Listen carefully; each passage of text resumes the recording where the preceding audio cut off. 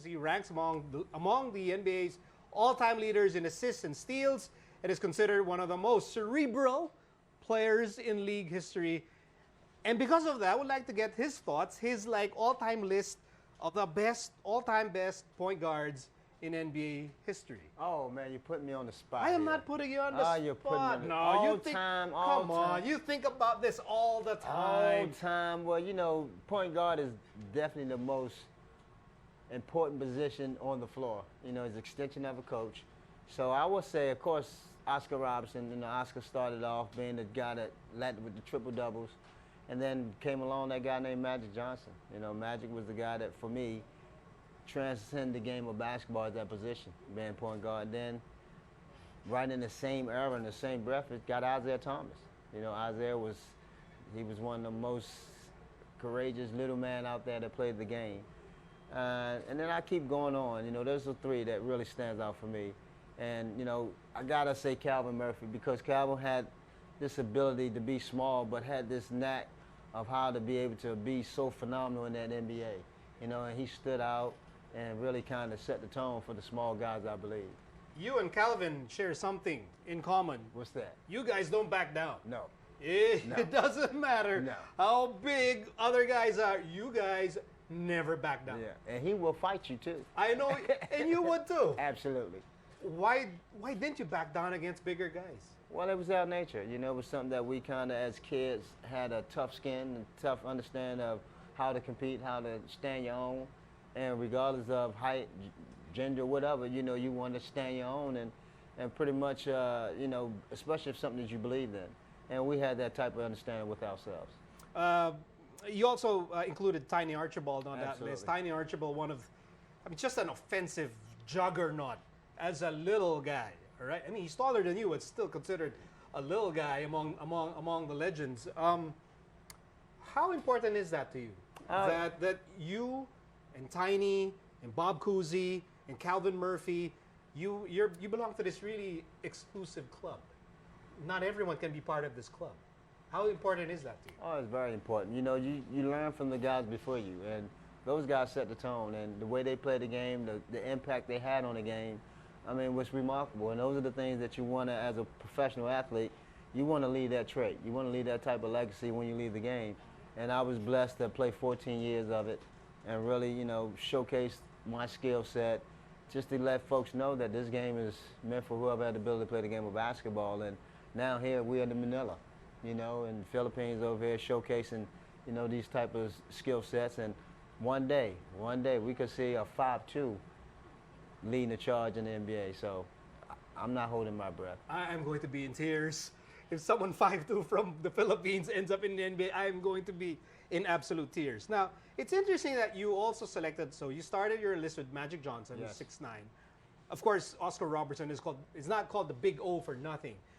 Do you not feel like, hey, guys, you guys are tall. Stop playing point guard. That's for the little guys. Don't steal that position away from the little guys. Do you ever feel that way? Well, no, because, you know, that basketball, that's what it is. You know, it allows a skill set to play that position, regardless of your height. And that's what the beautiful thing of this game, that, you know, a guy that's all the way from 6'9" to a guy that's 5'3" can be considered, can play that same position and have an impact in a totally different way, but still be relevant and still have, you know, that respect from his teammates.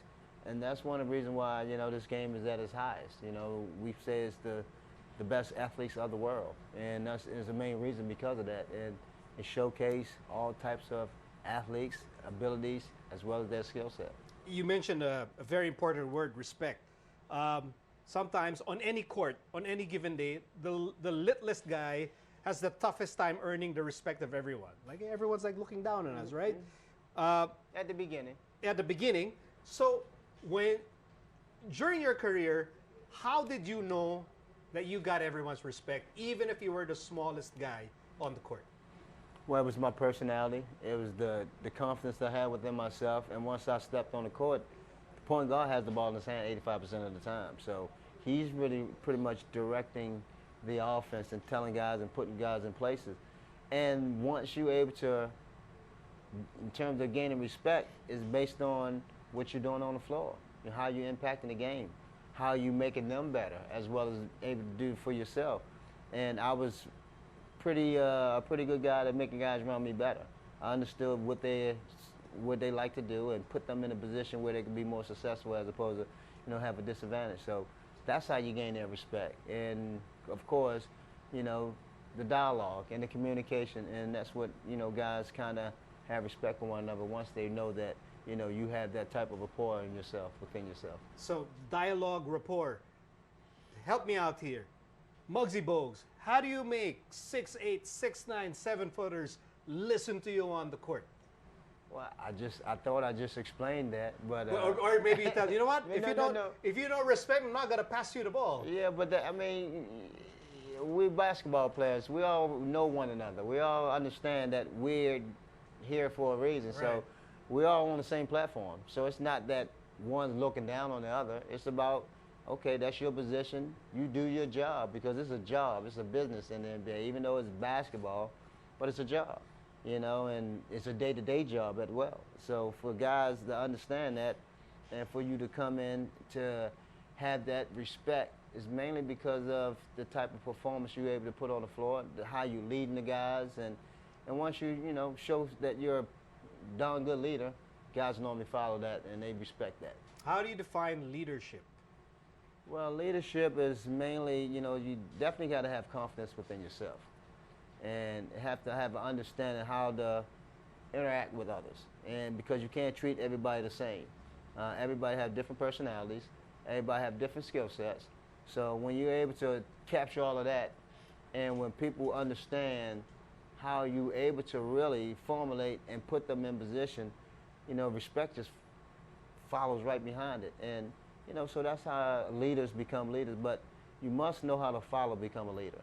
You get learning, being a follower in terms of the beginning, learning how to lead. Because sometimes, we all not born as leaders. So sometimes we can learn how to be a leader by just following and understanding how to lead. All right, we're not yet done with the legendary Muggsy Bogues. When we return, we will ask Muggsy, very important question for Filipino fans, which is the better team in LA, better equipped to win an NBA title this season? Muggsy Bogues will answer that question when the score returns.